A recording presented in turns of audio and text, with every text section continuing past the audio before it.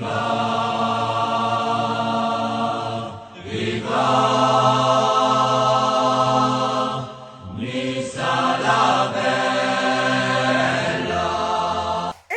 amis Nissart, on se retrouve pour la minute niçoise. Ça devient une habitude pendant ce confinement et aujourd'hui le mot c'est capeu.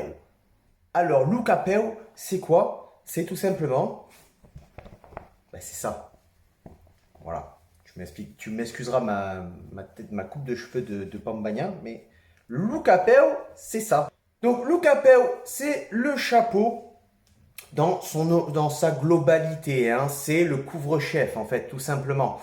Son origine est tirée du latin capellum, donc qui signifie couvre-chef, chapeau. Et tu as une certaine phrase que l'on dit souvent à Nice, quand quelqu'un porte inhabituellement un chapeau sur la tête, on lui dit « Oh, la spaghetti ou le capello ?»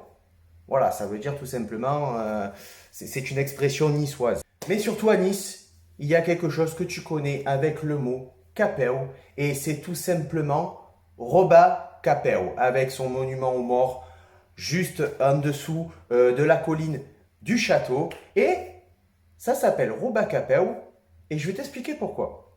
Donc Roba Capeu, c'est cette fameuse allée qui te mène jusqu'au port, hein, qui à l'époque s'appelait le chemin des Ponchettes. Et tout simplement, c'est une allée où il y a énormément de vent. Roba Capeu, c'est une allée où il y a beaucoup de vent, bien sûr, face à la mer, entre les montagnes, le vent arrive à passer et il y a énormément de vent dans cette allée. Et c'est vrai qu'à Nice, à l'époque, on portait beaucoup de chapeaux, et même à l'époque un peu partout, le fait d'avoir un chapeau sur la tête, c'était assez courant. Et quand tu passais au chemin des Ponchettes, donc actuellement Roba Capeu, eh ben, avec tout ce vent, eh ben, ça faisait voler les chapeaux. Tout simplement, Roba, voler, Capeu, chapeau. Voilà pourquoi, la petite histoire, on appelle cette allée maintenant Roba Capeu.